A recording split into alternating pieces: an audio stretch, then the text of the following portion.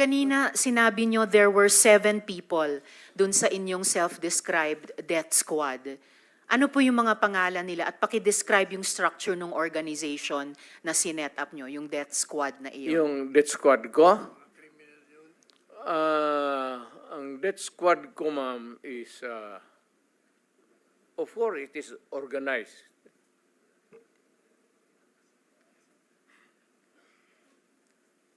Hanggang dyan lang.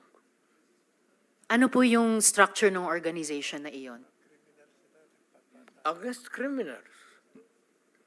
Hindi po, yun yung task siguro na binigay nyo. Pero anong structure ng death squad niya iyon? Structure against crime and criminals. Ibig sabihin, ano po yung setup? At sino yung 7 yon na miyembro ng death squad Fight nyo? crime. No sir, yung pangalan nung sabi nyo, 7 tao na nasa death squad nyo.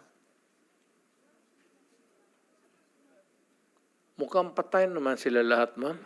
It's okay sir, ano pong mga pangalan nila?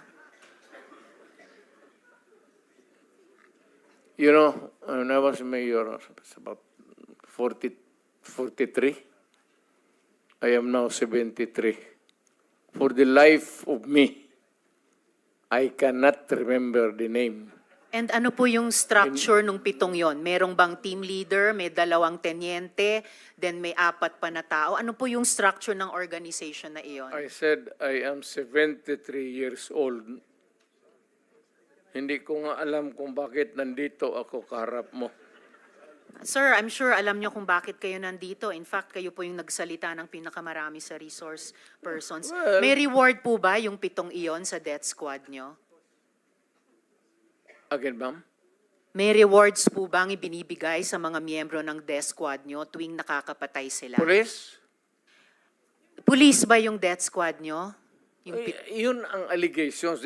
Hindi po, yung sinabi nyo kanina. Huwag tayong lumabas dyan. Hindi po ako lumalabas. May ibang lumalabas. Yung Dito sinabi tayo po ninyong death squad, dito, may rewards po ba yun? Centered sa police na sinasabi na binabayaran. No, sir. Pina-follow up ko yung sinabi ninyo. Ay, yung civilian? Unprompted.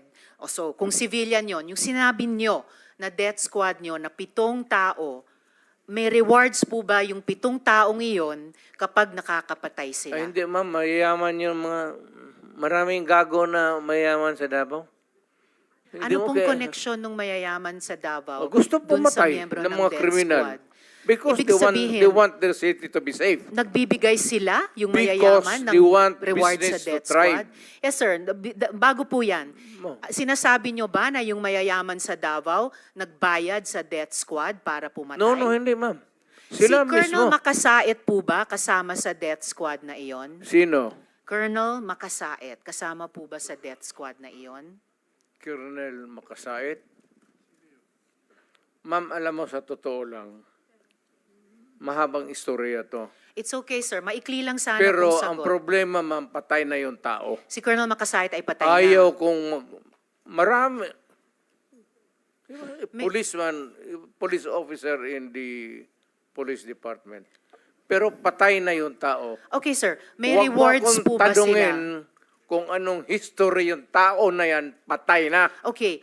May rewards po ba sila, yung mga miyembro ng death squad nyo? Sino? Ako? Magbigay? Yung 7 miyembro, kung sino man ang nagbigay, may rewards ba sila kapag pumapatay sila? Walang reward, ma'am, kung Walang police rewards. yan. Lalo Hindi na ho. police. Bakit Wag- ako magbigay ng reward sa mga... Paiba-iba, hindi po. Trabaho Paiba-iba po nila yung yan. sinasagot nyo eh. Hindi ko tinatanong yung mga pulis. Oo. Tinatanong ko po yung mga miyembro ng death squad nyo. Ah. Binabayaran ba sila kapag nakakapatay sila? Wala. Wala. Okay. So May- libre lang yung May I remind the pagpatay. Senator